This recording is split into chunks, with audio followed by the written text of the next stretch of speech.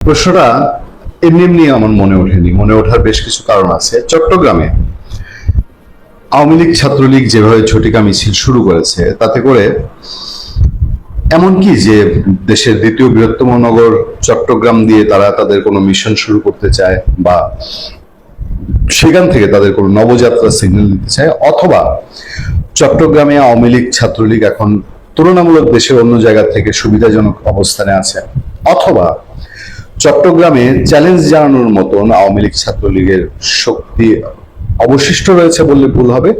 যে শক্তি এমন পর্যায়ে রয়েছে যেটা ইউনূস আমলে শেষ করার জন্য সর্বাত্মক শক্তি নিয়োগ করার পরেও শেষ করা যায়নি। আর নাহলে দেখেন, এই চট্টগ্রামে একদিনে 3 জায়গায় আওয়ামী লীগ ছাত্রলীগ ঝটিকা মিছিল করছে। আবার লাগাতার একদিন, 2 দিন, 4 দিন পর পর বা মাসে 2, 4, 5 বার কোথাও না কোথাও আওয়ামী লীগ ছাত্রলীগের ঝটিকা মিছিল হচ্ছে, এবং মিছিলগুলোর মধ্যে নানান সময় নানান বৈচিত্র্য হচ্ছে। বৈচিত্র্য কখনো পুলিশের সামনে দিয়ে হচ্ছে, কখনো মশাল মিছিল হচ্ছে, কখনো বা তারা লাল টুপি পরে মিছিল করছে, কখনো বা লাল কাপড় পরে করছে, কখনো বা কাফনের কাপড় পরে করছে। কোথাও এমনও দেখা গেছে বাংলাদেশে যে বাবা হয়তো বাংলাদেশের জাতীয় পতাকা নিয়ে মিছিল করছে, ছেলে করছে কাফনের কাপড় নিয়ে মিছিল। চট্টগ্রামের ঈদের পর একটা মিছিল সব বাংলাদেশের সমস্ত পত্রপত্রিকা এবং মিডিয়াতে খুব গুরুত্বের সঙ্গে প্রচার পেয়েছে, এবং সবাই এটার উপস্থিতির কারণে তার মতো করে হেডলাইন করেছে। চট্টগ্রামে খবরটা দেখেন আপনারা, যে শতাধিক নেতাকর্মী নিয়ে নিষিদ্ধ ছাত্রলীগের ঝটিকা মিছিল। কিরকম হয়েছে? চট্টগ্রাম নগরের জিসি মোড় এলাকায় ঝটিকা মিছিল করেছে নিষিদ্ধ সংগঠন ছাত্রলীগের নেতাকর্মীরা। মিছিলের একাধিক ভিডিও আজ সোমবার সামাজিক যোগাযোগ মাধ্যম ফেসবুকে ছড়িয়ে পড়েছে। খোঁজ নিয়ে জানা গেছে, সকালে সংগঠনের ওমরগনি এমইএস কলেজ শাখার নেতাকর্মীরা মিছিলটি করেছে। একটা কলেজ শাখার 100-র উপরে নেতাকর্মী চট্টগ্রামে, এরকম একটা বিরূপ পরিবেশ যেখানে হায়ানার মতন এনসিপি বা তথাকথিত জুলাই যোদ্ধারা ছাত্রলীগ আওয়ামী লীগ পাইলে একদম ঝাঁপিয়ে ধরে। পুলিশ প্রশাসন তো আছেই, বিএনপির অবস্থান আছে, জামাতের অবস্থান আছে, তখন শুধুমাত্র একটা কলেজের শতাধিক নেতাকর্মী মিছিল করছে, নিশ্চয়ই সিগনিফিকেন্ট। ছড়িয়ে পড়া ভিডিওতে দেখা যায় নগরের নাসিরাবাদ সরকারি উচ্চ বিদ্যালয়ের অপর পাশ থেকে ছাত্রলীগের নেতাকর্মীরা জিইসি মোড়ের দিকে এগিয়ে যাচ্ছেন। এ সময় তারা জয় বাংলা, শেখ হাসিনা আসবে সহ নানান স্লোগান দেন। প্রত্যক্ষদর্শীরা জানিয়েছেন, মিছিলে ছাত্রলীগের শতাধিক নেতাকর্মী উপস্থিত ছিলেন। তাদের হাতে থাকা ব্যানারে লেখা ছিল এমইএস কলেজ ছাত্রলীগ। মিছিলটি 2 নম্বর গেটের আশপাশ থেকে শুরু হয় বলে জানিয়েছে প্রত্যক্ষদর্শীরা। জানতে চাইলে পাঁচতাশ থানার ভারপ্রাপ্ত কর্মকর্তা ওসি জাবেদুল ইসলাম তিনি বলছেন, আমরা ঘটনাস্থলে গিয়ে কাউকে পাইনি, তবে ভিডিওগুলো পর্যালোচনা করা হচ্ছে, জড়িত ব্যক্তিদের শনাক্ত করে গ্রেফতার করা হবে। হয় কি, শিলপাটায় পেশাপেশি মরিচের কাজ সারা। এদিকে বিএনপি, জামাতে ইসলামী, এনসিপি, এই তারা এবং তাদের এনটি আওয়ামী লীগ, যুদ্ধটা কিন্তু মূলত তাদের মধ্যে, কিন্তু মাঝখান দিয়ে পুলিশের উপর দিয়ে তোফানটা ওঠে। কোনো এলাকায় মিছিল হইলে পরে ইউনূস আমলে দেখা গেছে সেই এলাকার ওসির চাকরি যায় যায় অবস্থা, আনালে বদলি হয়েছে। এবং এখন যত সব জায়গায় মিছিল হয়, মিছিলটা এরা ছাত্রলীগ বা আওয়ামী লীগের লোকজনও এখন ইঁদুর বেড়াল খেলাটা খুব ভালো শিখে ফেলেছে বোধহয় আগে থেকে, ফলে পুলিশের সামনে হয় না। এবং পুলিশের ওসি সাহেবদের এই বক্তব্য, আমি যদি এই বক্তব্যটা গুগলে আপনি সার্চ দেন, এই যে চট্টগ্রামের পাঁচলাইশ থানার ভারপ্রাপ্ত কর্মকর্তা জাহিদুল ইসলাম যেটা বলছেন, অন্তত গত 3 মাসের মধ্যে, মানে বিএনপি গভর্নমেন্টের গত 3 মাসে 20-30 জন ওসির বক্তব্য পাবেন। ওনারা ঠিক একই কথা বলছেন যে আমরা গিয়ে কাউরে পাইনি, তদন্ত চলছে, মিছিলকারীদের শনাক্ত করার চেষ্টা করা হচ্ছে, তাদেরকে গ্রেফতার করে আইনানুগ ব্যবস্থা নেওয়া হবে, মানে বোঝাই যায় যে সন্ত্রাস দমন আইনে মামলা হবে। আছে এদিকে আজ সকাল 8টার দিকে আনোয়ারা উপজেলার বিএবি সড়কের চাতুরি চৌমুহনী এলাকায় মিছিল করেছে নিষিদ্ধ ছাত্রলীগের নেতাকর্মীরা।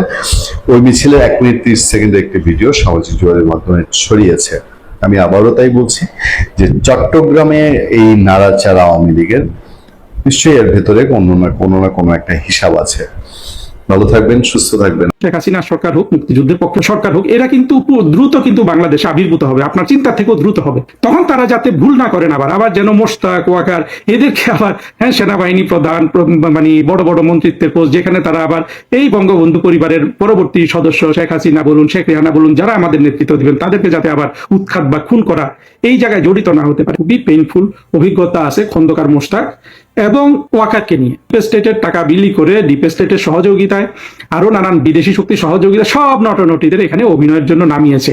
এই অবস্থায় কিছু মানুষ তো প্রভাবিত হয়েছে, সেটা তো অস্বীকার করা যাবে না। আর্মিকে যদি কিনে না ফেলতে পারতো ওয়াকারের মাধ্যমে, তাহলে তো ডিপ স্টেট যেভাবে 24-এর ইলেকশন হয়ে যাওয়ার পর জো বাইডেন যেভাবে নথি স্বীকার করে শেখ হাসিনার সাথে একযোগে কাজ করার কথা বলে আপনার একেবারে সশ্রদ্ধ কংগ্রাচুলেটরি লেটার পাঠিয়েছিলেন, সেভাবেই তো চলতো। কিন্তু ধ্বংস তো করে দিয়েছে ওয়াকার। বাংলাদেশের জঙ্গি উত্থানে এখন পর্যন্ত বাংলাদেশের যা কিছু ধ্বংস চলছে, এটা কিন্তু পুরোপুরি সেনাবাহিনীর দায়। এখানে এই যে দুই অ্যাক্টিভিস্ট, আমি নামও নিলাম না, কিন্তু এদের কেউ আমার ভাই না, বন্ধু না, কাউকে আমি পছন্দ অপছন্দ কিছুই করি না। আমি শুধু সবাইকে একেবারে এখানে যারাই আছে, আমি সবাইকে তাদের কর্ম দ্বারা, তাদের বিশ্বাস দ্বারা, তাদের উদ্দেশ্য দ্বারা আমি তাদেরকে বিচার করি। আওয়ামী লীগের সমর্থকদের মধ্যে লালবদর বিতর্কটা থামছে না। ঘাটা যেহেতু অনেক গভীর, এই বিতর্ক না থামাটাই কিন্তু স্বাভাবিক। তারপরও এর একটা সীমা রেখা দরকার, এবং এই সংক্রান্ত যত জটিলতা তৈরি হচ্ছে সেগুলো কিভাবে নিরসন করা যেতে পারে সে ব্যাপারে আমাদের কিছু নীতিমালা দরকার। এ যাবৎ প্রধানমন্ত্রী শেখ হাসিনা এই ব্যাপারে কিছু কিছু কথা বলেছেন। আমি তার আলোকে এই নীতিমালাটা টানার চেষ্টা করব, যাতে আমাদের সবার সুবিধা হয়। সর্বশেষ যেটা আমি দেখছি যে সাংবাদিক মঞ্জুরুল আলম পান্নাকে আমাদের কিছু কিছু বন্ধু তার 24শে জুলাইয়ের যে জঙ্গি উত্থান, সেই জঙ্গি উত্থানে তার ভূমিকা ইত্যাদি নিয়ে নতুন করে সবাইকে স্মরণ করিয়ে দিচ্ছেন। দেখুন, 24শে যে জুলাই জঙ্গি উত্থান হয়ে গেছে, এই জঙ্গি উত্থানকে যারা সমর্থন করেছে, যারা সহযোগিতা করেছে, যারা তার পক্ষে ছিল, তাদেরকে আসলে তো তাদের কর্মকাণ্ডকে তো আমাদের অবশ্যই পীড়িত করে, এখনো করে, ভবিষ্যতেও করবে। কিন্তু সেই জায়গায় আমাদের পড়ে থাকলে চলবে না। ধরুন এই মঞ্জুরুল আলম পান্না বা আনিস আলমগীর, এই যে প্রভাবশালী জনপ্রিয় সাংবাদিক আছে, তারা পরবর্তীতে এই দুইজন নাম এখানে দিলাম, তারা তো ইউনূসের কাছে জেলও খেটেছে, তাই না? এবং আমি আনিস আলমগীরকে এখন একাধিকবার বলতে শুনেছি যে ওনাদের এইসব সমর্থন ভুল ছিল। এটাকে আপনি সুবিধাবাদ বলতে পারেন বা এইসব বলতে পারেন, কিন্তু এই ধরনের মানুষ যারা সমাজে প্রভাব বিস্তার করতে পারে, যাদের জনপ্রিয়তা আছে, তারা যদি মুক্তিযুদ্ধের চেতনার আলোকে কথা বলেন, মানুষকে প্রভাবিত করেন, সেখানে আসলে তাদেরকে সরাসরি আক্রমণ করাটা এখন ঠিক হচ্ছে না। হ্যাঁ, আক্রমণটা কেন হচ্ছে, কোন পর্যায়ে এটা বন্ধ করা উচিত, সেই জিনিসগুলো আমাদের একটু আরো গভীরভাবে চিন্তা করে দেখা উচিত।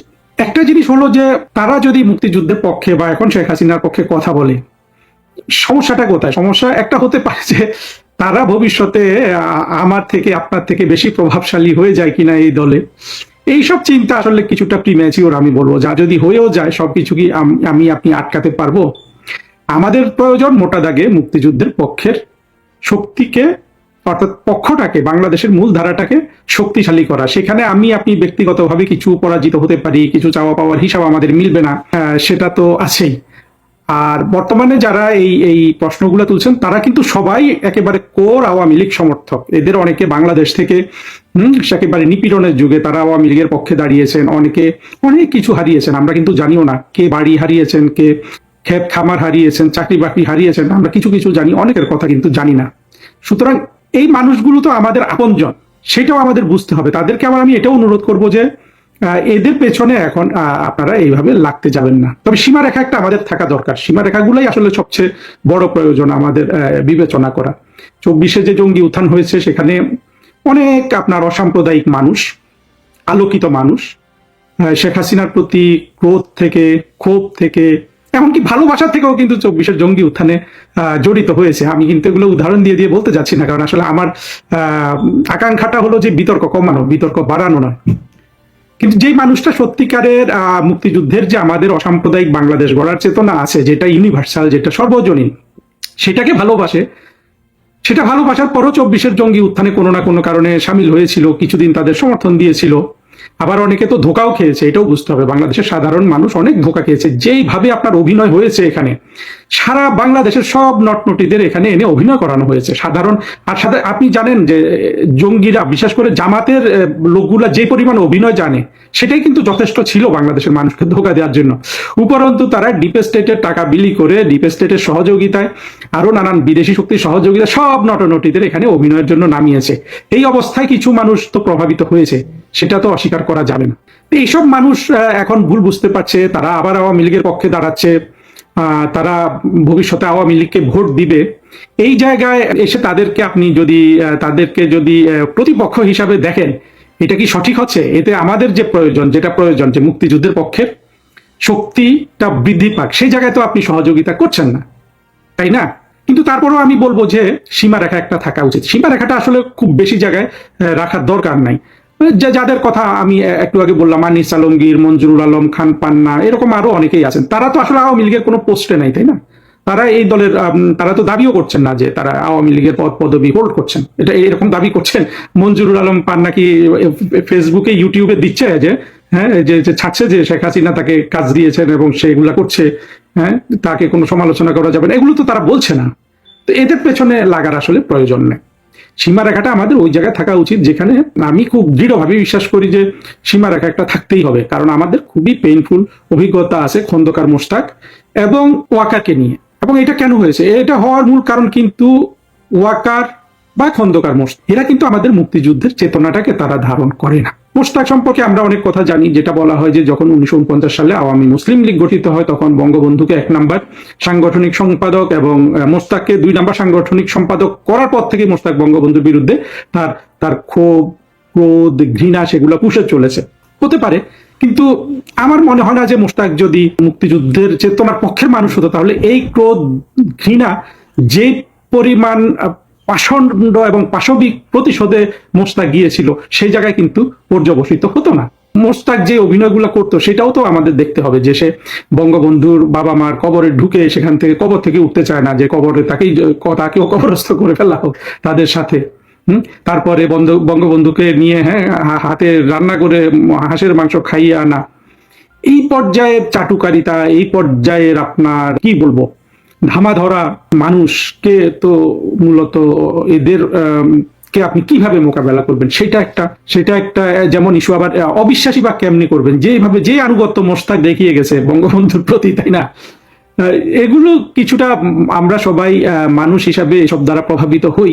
কিন্তু সেখানে আসলে আমাদের যে জায়গাটা আমি বলবো যে বঙ্গবন্ধুর কাজটা ঠিক হয়নি, সেটা হলো যে বঙ্গবন্ধু মোশতাককে উনি ভেবেছিলেন, আমি যেটা মনে করি শেখ হাসিনার ক্ষেত্রে, যে এরা এতটা সম্পর্কের মধ্যে থাকলে এরা কিভাবে বেইমানি করবে, এই জিনিসটা হয়তো বঙ্গবন্ধু কখনো বিশ্বাস করেন নাই।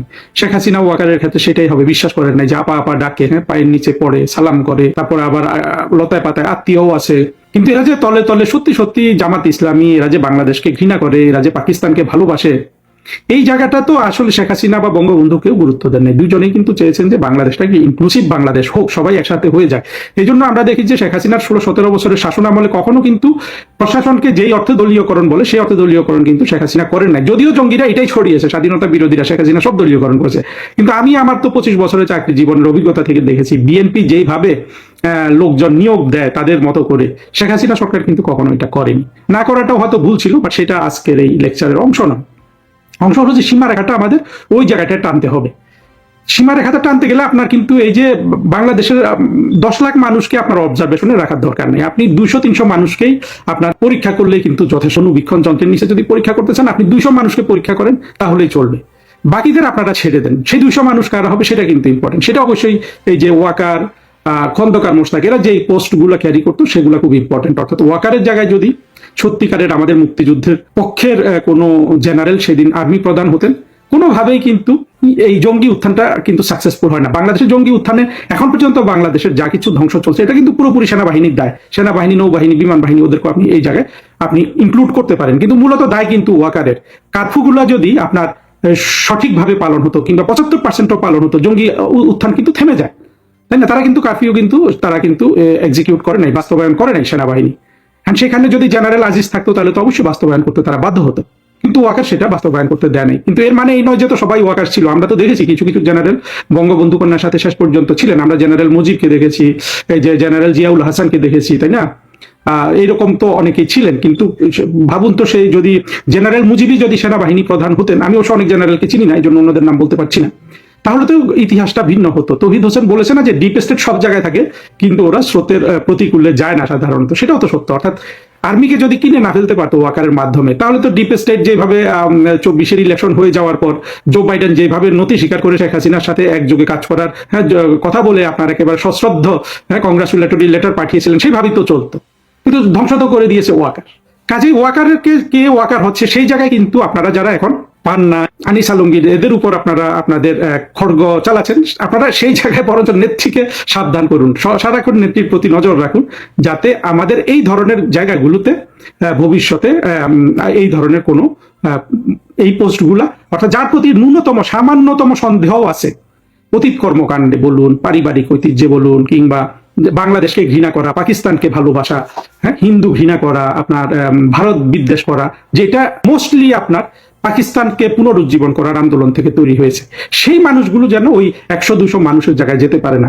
ইন প্রিন্সিপাল কোনো মন্ত্রী যেন ওই পোস্ট মানে কেউ যেন শেখ হাসিনা সরকারে এই ধরনের ঘৃণা থাকলে মন্ত্রী না হতে পারে, কারণ মন্ত্রীদের হাতে একটা বড় ক্ষমতা থাকে, তার অধীনে মানুষ থাকে, ইত্যাদি থাকে। এইভাবে মন্ত্রী, সেনাবাহিনী প্রধান, বিমান বাহিনী প্রধান, নৌবাহিনী প্রধান, এইভাবে আপনি হয়তো 150-200 হিসাব করে দেখতে হবে কত পোস্ট পাওয়া যায়, মানে কতগুলো পজিশন মানুষ, বিশেষ করে প্রশাসনিক ক্ষমতা সম্পন্ন পোস্টগুলো কারা হোল্ড করে, সেই জায়গায় যেন এই ধরনের কোনো মানুষ আপনার না যেতে পারে। এটুকু যদি আমরা নিশ্চিত করতে পারি, তাহলে কিন্তু ভবিষ্যতে আমরা আরেকটা 5ই আগস্ট কিংবা আরেকটা 15ই আগস্ট আপনার এড়িয়ে যেতে পারবো। সেই জায়গায় আমাদের যথেষ্ট খেয়াল রাখতে হবে। কিন্তু তাই বলে আমরা যে বাংলাদেশের আওয়ামী লীগ বলুন, মুক্তিযুদ্ধের পক্ষে শক্তি বলুন, সেইখানে যে আমাদের 10-12 কোটি 8 কোটি মানুষের সমর্থন আছে, সেই জায়গায় তো আমরা সমর্থনটা বাড়াইতে চাই, তাই না? আমরা তো চাই যে অনেক আনিস আলমগীর হয়ে আসুক আমাদের সামনে, অনেক পান্না হয়ে আসুক। যদিও আনিস আলমগীর পান্নাকে আমি বিশেষভাবে অবজার্ভ করে দেখেছি যে উনি কিন্তু কোনোভাবেই আপনার একজন মৌলবাদী চেতনার মানুষ না। হতে পারে সে 24-এর যে জঙ্গি উত্থানকালে শেখ হাসিনা বিরোধী পোস্ট দিয়েছে, আমি কিন্তু তার কোনো কথাবার্তায় কিছুতে তাকে কিন্তু আপনার, অর্থাৎ আমাদের যে মূল জঙ্গি শ্রেণী জামাত পন্থী বা পাকিস্তান ভালোবাসা, এটা তো পান্নার মধ্যে আমরা পাই না। তাহলে পান্নাকে তো আপনার ভয় পাওয়ার কোনো কারণ নাই, বরং অভ্যন্তরীণ কোনো শত্রু আছে কিনা তাদেরকে ভয় পান, যে যারা অলরেডি শেখ হাসিনা বা বঙ্গবন্ধু পরিবারের আপনার স্নেহ আনুগত্য ভোগ করতেছে। যেমন আমরা আমাদের তো একটা জিনিস দেখবেন যে আমরা কিন্তু জানি যে আওয়ামী লীগের জন্য শেখ হাসিনার বিকল্প যেমন নাই, শেখ হাসিনা উত্তর আওয়ামী লীগও কিন্তু এই যে বঙ্গবন্ধুর যে কোর ফ্যামিলি, যেটা অর্থাৎ বঙ্গবন্ধুর উত্তরাধিকার, যেটা শেখ হাসিনা পার্লামেন্টে ডিফাইন করেছেন যে শেখ হাসিনা, শেখ রেহানা এবং তাদের সন্তানরা, এর বাইরে কিন্তু আওয়ামী লীগের নেতৃত্ব যাওয়ার কোনো সুযোগ বাংলাদেশে এখন পর্যন্ত নাই। আপনি ওই যে যারা যা করে, এবং সেই নেতৃত্ব বঙ্গবন্ধু পরিবারের মধ্যে আপনার কি বলে সাকসেশন প্ল্যানে অংশগ্রহণ করলো, সেটাও কিন্তু আবার শেখ হাসিনাকে করতে হবে। সুতরাং এই 4-5 জন যারা ডিফাইন, তাদেরকে যদি আপনি মেলাইন করেন, সেটা কিন্তু বুঝতে হবে যে সেখানে আপনাকে কিন্তু সাবধান হতে হবে। হ্যাঁ, এর মানে এই নয় যে আমরা শেখ হাসিনা, শেখ রেহানা, জয়, পুতুল, ববি এদের আমরা সমালোচনা করতে পারবো না। সমালোচনার যদি জায়গা না থাকে তাহলে কিন্তু মুশকিল আছে। আমি তো মনে করি আমার প্রতিটা ভিডিওতে, আমি কিন্তু প্রতিটা লেকচারে, প্রতিটা লেখায় আমি কিন্তু শেখ হাসিনাকে সমালোচনা করি, ভয়াবহভাবে সমালোচনা করি। কিন্তু আপনাকে দেখতে হবে সমালোচনাটা কি ভালোবাসা থেকে আসছে নাকি ঘৃণা থেকে আসছে। এই যে দেখেন, সম্প্রতি আওয়ামী লীগের 2 জন অ্যাক্টিভিস্ট সামাজিক যোগ মাধ্যমে কলহ করছে, আপনারা অনেকে এগুলা নিয়ে লিখছেন, বলছেন যে এদের কলহের কারণে আওয়ামী লীগ ক্ষতিগ্রস্ত হচ্ছে। আমার কিন্তু তা মনে হয় না। এই কলহে বরঞ্চ আমার মনে হচ্ছে যে আওয়ামী লীগ সমৃদ্ধ হচ্ছে। এরা একজন আরেকজন প্রত্যেকের বিরুদ্ধে নানান অভিযোগ আনছে, সেখানে তারা দেখাচ্ছে যে কারা আগে বঙ্গবন্ধু ফ্যামিলিকে গালি দিয়েছে। সেখানে আপনারা ওই গালিগুলা নিয়ে বসেন, বিচার করেন যে গালিগুলা কি ঘৃণা প্রসূত না ভালোবাসা প্রসূত। যদি আপনার মনে হয় যে ঘৃণা প্রসূত, তাহলে কিন্তু তাকে যাতে এই আওয়ামী লীগের ভেতরে ঢুকে যাতে আপনার কর্মকাণ্ড চালাতে না পারে, সেটার পক্ষে আপনি সোচ্চার হন। এখানে এই যে 2 অ্যাক্টিভিস্ট, আমি নামও নিলাম না, কিন্তু এদের কেউ আমার ভাই না, বন্ধু না, কাউকে আমি পছন্দ কিছুই করি না। আমি শুধু সবাইকে একেবারে এখানে যারাই আছে, আমি সবাইকে তাদের কর্ম দ্বারা, তাদের বিশ্বাস দ্বারা, তাদের উদ্দেশ্য দ্বারা আমি তাদেরকে বিচার করি। সেই জায়গায় দেখতে হবে যে আসলে যেটা ঘৃণাটা আছে কিনা। ঘৃণা বলতে হলো যে বঙ্গবন্ধু যে বাংলাদেশটাকে স্বাধীন করে দিলেন, এই ক্রোধ আছে কিনা যে বঙ্গবন্ধু কেন বাংলাদেশ স্বাধীন করলো। এই ক্রোধ থাকলে আপনার সমালোচনা হবে ঘৃণামূলক, আর এই ক্রোধ না থাকলে, ওইখানে যদি বঙ্গবন্ধুর প্রতি ভালোবাসা থাকে, তাহলে সমালোচনাটা হবে ভালোবাসা থেকে উৎসারিত সমালোচনা। হ্যাঁ, আপনার ভালোবাসা থেকে উৎসাহিত সমালোচনা শেখ হাসিনা সবসময় পছন্দ করবেন না, শেখ রেহানা সবসময় পছন্দ করবেন না, জয়, পুতুল, ববি সবসময় পছন্দ করবেন না। কিন্তু না করলেও আমাদের সেটা করে যেতে হবে। কারণ হলো যে শেখ হাসিনা, শেখ রেহানা, জয় পুতুল, ববি তাদেরও কিন্তু ব্যক্তিগত পছন্দ অপছন্দ কিন্তু অনেক বড় ক্ষতি বৃদ্ধি রয়েছে এটা ভুল হওয়া এবং শুদ্ধ হওয়ার উপর। যেমন আপনার এই ওয়াকারের নির্বাচনে যেই ভুল হয়েছে সে তাতে আমরা আওয়ামী লীগ পরিবারের কিংবা আওয়ামী লীগ পরিবার না বলে বলি বাংলাদেশের মুক্তিযুদ্ধের পক্ষের মূলধারার 10 কোটি মানুষ কিন্তু ক্ষতিগ্রস্ত হয়েছে এই ওয়াকার দ্বারা। সেখানে আমাদেরকে তো শেখ হাসিনাকে, শেখ রেহানাকে তাদেরকে সতর্ক করতে হবে, ভুল হয়ে গেলে সমালোচনা করতে হবে, কিন্তু এখানে দেখতে হবে যে সেটা তো তাদের ভালোর জন্য আমরা করছি, তাদের প্রতি ভালোবাসা থেকে, তাই না? আমি নিশ্চিতভাবে বুঝি যে এটা বঙ্গবন্ধু কন্যা দুইজন তাদের ছেলে মেয়েরাও কিন্তু আমাদের উদ্দেশ্যটা বুঝবে যে আমরা তাদের ভালোবাসি, কারণ তারাই আমাদের ঐক্যের প্রতীক, তাদের বঙ্গবন্ধুর রক্ত তারা বহন করেন, বঙ্গবন্ধু আমাদের বাংলাদেশ দিয়েছেন, তাই না? আমাদের ভালোবাসা থেকে তাদের প্রতি সমালোচনা থাকবে, কিন্তু যদি ঘৃণা থেকে সমালোচনা হয় সেটা কিন্তু মোশতাকের উত্তরাধিকাররা করে থাকে, সেটা কিন্তু আমরা মূলধারা কেউ করি না। আমি দেখেছি যে গত 2 বছর প্রচুর সমালোচনা হয়েছে শেখ হাসিনার বিরুদ্ধে, শেখ রেহানার বিরুদ্ধে, আরো হয়েছে, কিন্তু আওয়ামী লীগের যারা প্রকৃত কর্মী সমর্থক তারা কিন্তু সবাই ভালোবাসা থেকে সমালোচনাটা করেছেন একেবারে পরিপূর্ণভাবে। পরিবারে আমরা যেমন পিতামাতাকে সমালোচনা করি, আমরা যারা সন্তানকে সমালোচনা করি, সেইভাবে সমালোচনা করেছে, সেটা এক ধরনের সমালোচনা। আবার স্বাধীনতা বিরোধী, মৌলবাদ, জঙ্গি, হেফাজত, জামাত এরা যে শেখ হাসিনাকে, শেখ রেহানাকে, জয় পুতুল, ববি ওনাদের যে গালিটা দেন সেটা কিন্তু ঘৃণা থেকে উৎসারিত। ওই জায়গাটা যদি আপনি বুঝতে পারেন, সেটা বোঝার যদি দক্ষতা আপনার থাকে, তাহলে কিন্তু আপনি বুঝতে পারবেন যে কাদেরকে আপনি কোন পর্যায়ে সমালোচনা করবেন। যেটা আমরা আসলে লাল বদরদের ক্ষেত্রে প্রয়োগ করতে পারি, যে সব লাল বদরকে পেছনে লেগে তারা যে এখন মুক্তিযুদ্ধের পক্ষে কার্যক্রম চালাচ্ছে সেই কার্যক্রমকে ব্যাহত করা, এইটা ঠিক সুবিবেচনা প্রসূত বলে আমি মনে করি না। আমার কথা হলো, যদি আপনি ওয়াচডগ হিসাবে কাজ করতে চান, ভবিষ্যতে অতি দ্রুত কিন্তু শেখ হাসিনার সরকার হোক, মুক্তিযুদ্ধের পক্ষের সরকার হোক, এরা কিন্তু দ্রুত কিন্তু বাংলাদেশে আবির্ভূত হবে, আপনার চিন্তা থেকেও দ্রুত হবে। তখন তারা যাতে ভুল না করেন আবার যেন মোশতাক, ওয়াকার এদেরকে আবার সেনাবাহিনী প্রধান, মানে বড় বড় মন্ত্রিত্বের পোস্ট, যেখানে তারা আবার এই বঙ্গবন্ধু পরিবারের পরবর্তী সদস্য শেখ হাসিনা বলুন, শেখ রেহানা বলুন, যারা আমাদের নেতৃত্ব দিবেন তাদেরকে যাতে আবার উৎখাত বা খুন করা এই জায়গায় জড়িত না হতে পারে, সেই জায়গায় ওয়াচডগ হিসাবে যদি কাজ করেন সেটা কিন্তু আমাদের মুক্তিযুদ্ধের পক্ষের শক্তির জন্য ভালো হবে। কিন্তু গণহারে যদি সবাইকে আপনি আসতে বাধা দেন, সেটা সুবিবেচনা প্রসূত হবে না।